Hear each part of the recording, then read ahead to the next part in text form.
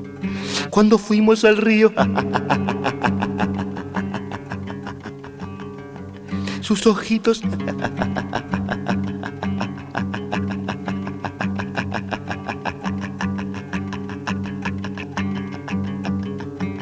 me pregunto